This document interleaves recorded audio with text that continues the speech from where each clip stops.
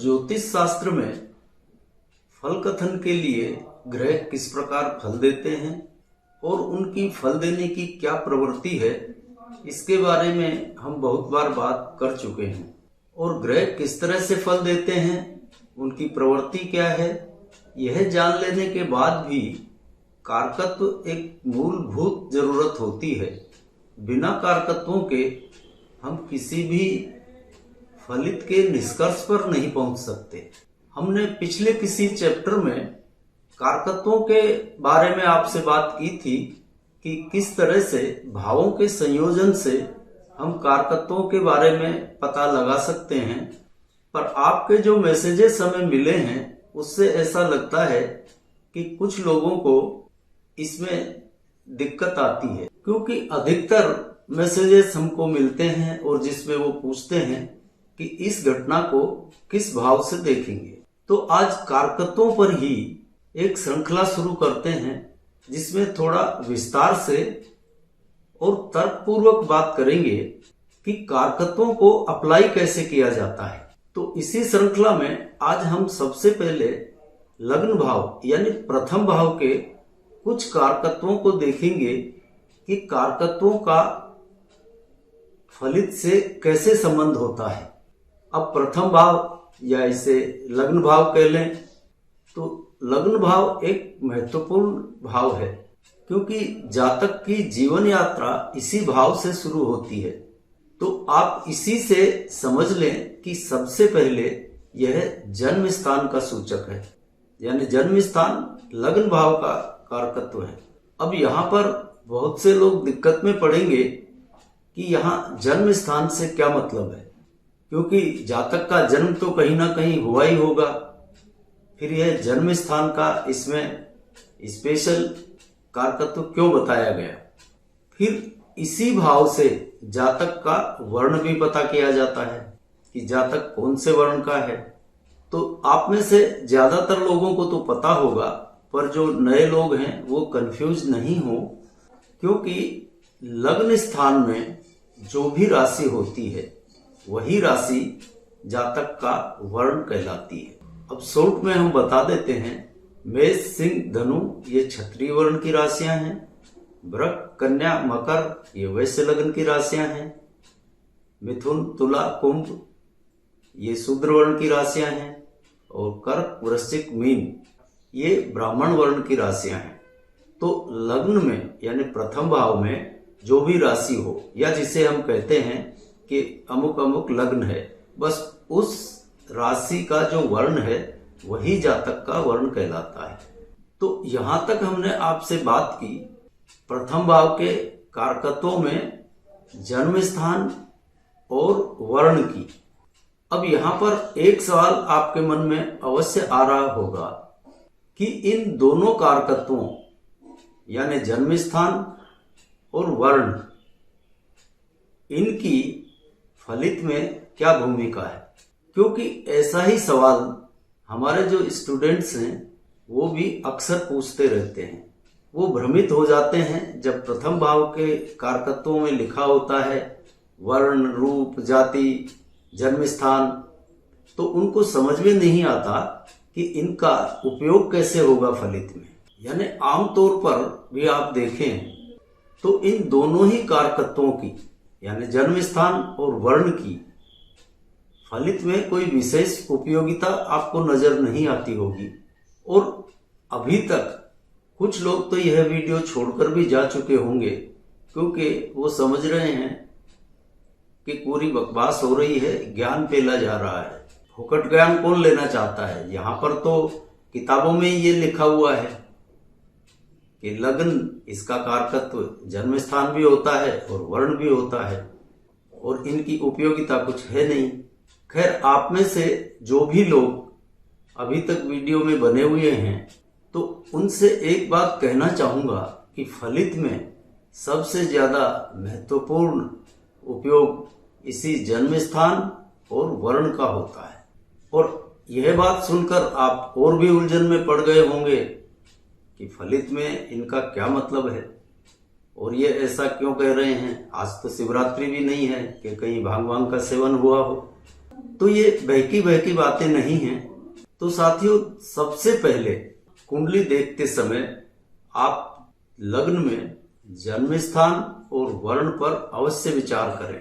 अब इनकी उपयोगिता कैसे देखनी है, यह हम आपको अब आगे बताते हैं। तो देखिए, नक्षत्रपति हो या दशा का कोई भी ग्रह हो, यदि उसके द्वारा लग्न भाव की हानि हो रही हो, यानी उस ग्रह द्वारा लग्न को डीएक्टिवेट किया जा रहा हो, तो इसका मतलब यह होता है कि उस समय में जातक अपना जन्म स्थान छोड़ देगा, क्योंकि जन्म स्थान है लग्न और लग्न की हानि हो रही है, डीएक्टिवेट हो रहा है, मतलब उसका जन्म स्थान यहां पर छूटेगा। और मान लीजिए नक्षत्रपति ने ही लग्न को डीएक्टिवेट कर रखा हो, तो यह निश्चित समझिए कि उसका जन्म स्थान समय आने पर अपने आप छूट ही जाएगा। और चूंकि यहाँ पर लग्न की हानि हो रही है, तो उसके वर्ण की हानि भी होगी, तो जातक अपने वर्ण के अनुरूप कार्य नहीं कर पाएगा, उसमें सफलता भी नहीं मिल पाएगी। वो अपने वर्ण से किसी कमतर वर्ण के पेशे में होगा।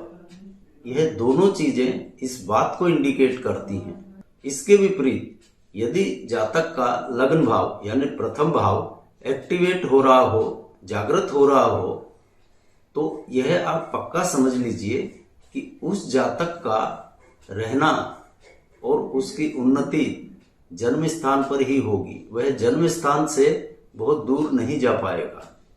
आप देखते होंगे कई लोग किसी गांव में पैदा हुए, 5-10 साल 15 साल रहे और फिर वहां से गांव छोड़कर दूसरी जगह चले गए।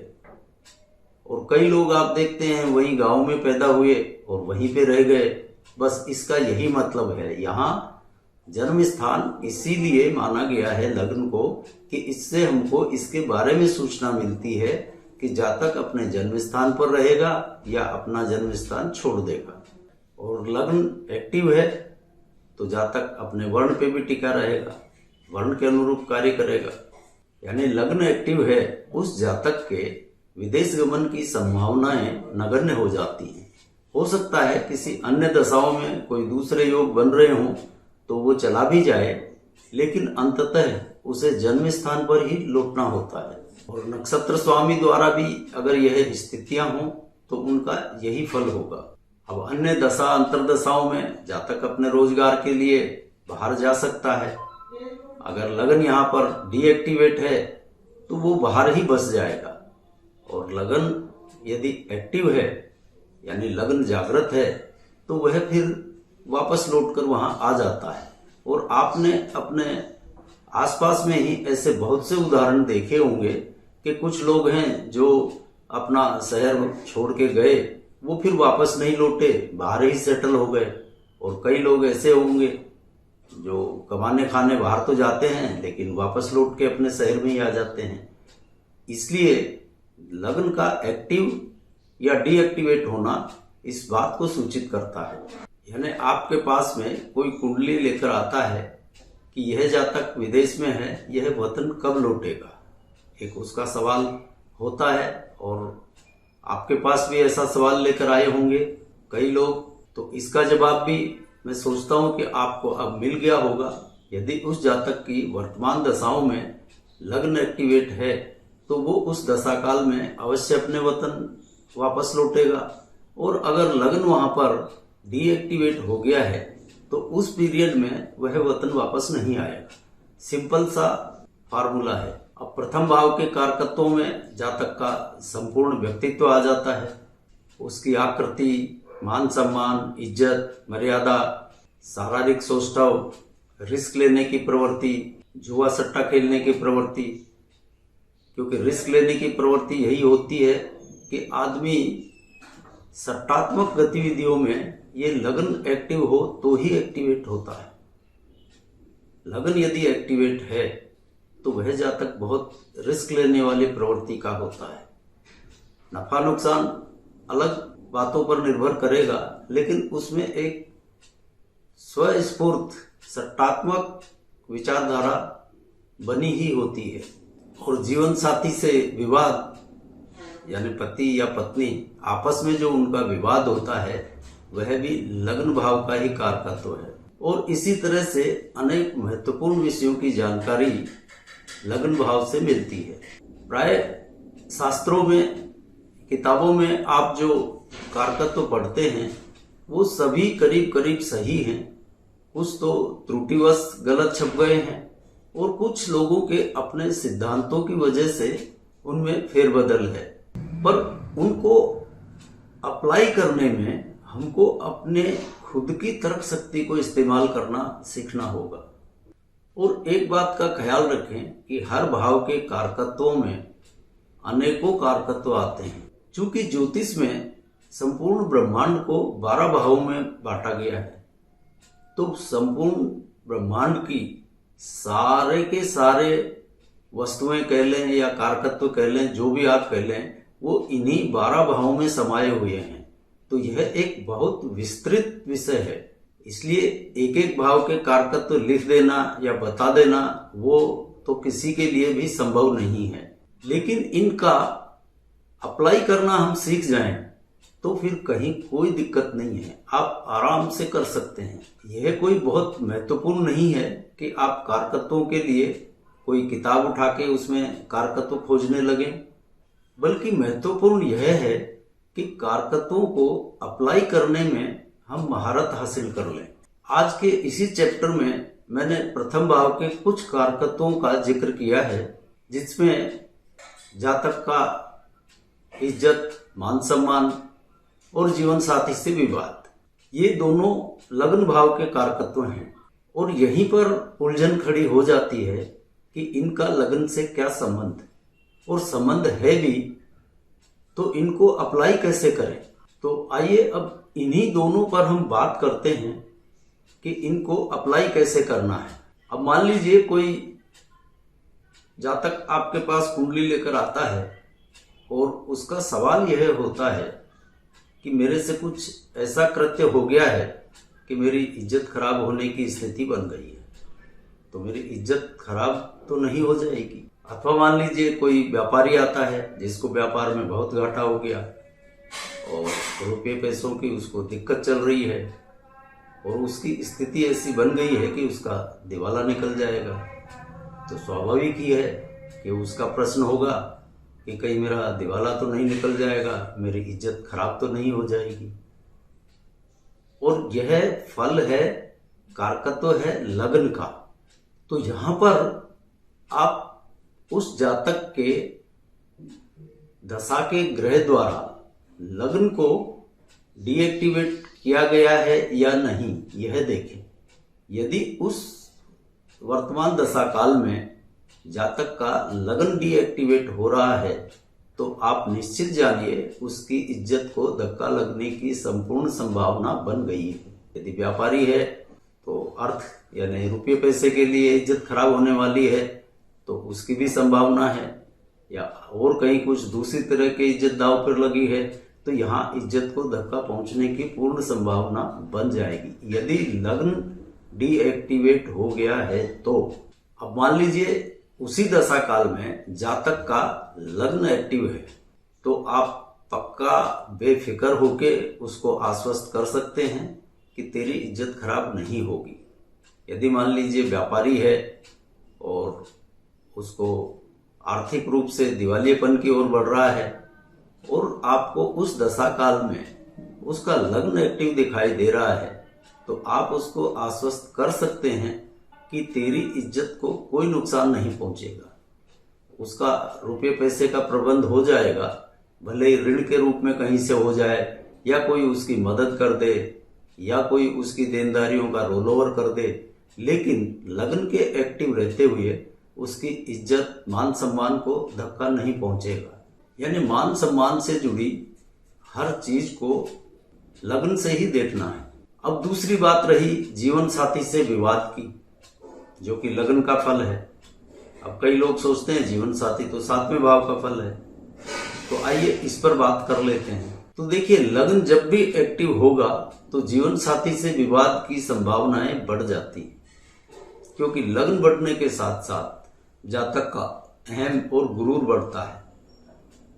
और जब लग्न बढ़ेगा तो सामने का सप्तम भाव वह तो कमजोर होगा ही, जो कि जीवन साथी का है। तो जीवन साथी से विवाद और झगड़ा यहाँ पर होगा ही। जैसे मान लीजिए लग्न यहाँ पर एक्टिव हो गया, मंगल भी मेष का है, राहु केतु भी अपने उच्च राशियों में हैं, तो इस स्थिति में अनेकों बार सेपरेशन तक की नौबत आ सकती है। और मान लीजिए लग्न भाव डीएक्टिवेट है, तो इस समय में जीवन साथी से कोई विवाद नहीं होगा, क्योंकि यहाँ पर सप्तम में उसकी उच्च राशि पड़ेगी, तभी तो लग्न डीएक्टिवेट होगा और सप्तम एक्टिव हो जाएगा। तो यहाँ दाम्पत्य संबंध बढ़िया अच्छे रहते हैं। लग्न के डीएक्टिवेट होने से जीवन साथी का झगड़ा नहीं होगा। यहाँ हमारे साथ समस्या यही है कि एक ही भाव के दो दो फल हैं, उनको अप्लाई कैसे करें। हमारी इस चैप्टर में यही कोशिश है कि कारकत्वों को अप्लाई करने की कला के बारे में हम समझें। अब यहाँ बात चल रही है लग्न भाव की ही, तो इस बारे में आपको एक और महत्वपूर्ण सूत्र बता देते हैं, जो कि आप हमेशा ध्यान में रखें और जब भी कोई कुंडली देखें तो इसका अवश्य ध्यान दें। नक्षत्र स्वामी की उच्च राशि यदि लग्न में है तो ऐसे जातक का विवाह के पूर्व का समय बहुत शानदार व्यतीत होता है और विवाह के पश्चात का समय इसका परेशानियों से घिरा हुआ ही रहेगा। इसके विपरीत यदि सप्तम भाव में नक्षत्रपति की उच्च राशि है तो स्वाभाविक है लग्न भाव में नीच राशि होगी। तो ऐसे जातकों का विवाह के पूर्व का समय बहुत खराब रहता है और विवाह के पश्चात का समय बहुत शानदार व्यतीत होता है। और इस बात को तो आप समझ ही गए होंगे, अलग से व्याख्या करने की जरूरत नहीं है। यह सब नक्षत्रपति की उच्च और नीच राशियों का फल है, जो कि हम बहुत पहले बार भी आपसे बता चुके हैं। तो आशा है कि आज के चैप्टर से आपको कारकत्वों को अप्लाई करने की दिशा में एक समझ और दृष्टि मिली होगी। वीडियो आपको पसंद आया हो तो लाइक, शेयर और सब्सक्राइब कर लें। और अगली बार हम आपसे मिलेंगे द्वितीय भाव के कुछ कारकत्वों के साथ तर्कपूर्ण तरीके से कि कैसे अप्लाई करें, उसके बारे में बात करेंगे। अब आज के चैप्टर को यहीं विराम देते हैं और अगली बार आपसे मिलते हैं द्वितीय भाव के कुछ कारकत्वों के साथ। तब तक के लिए जय जय सिया राम।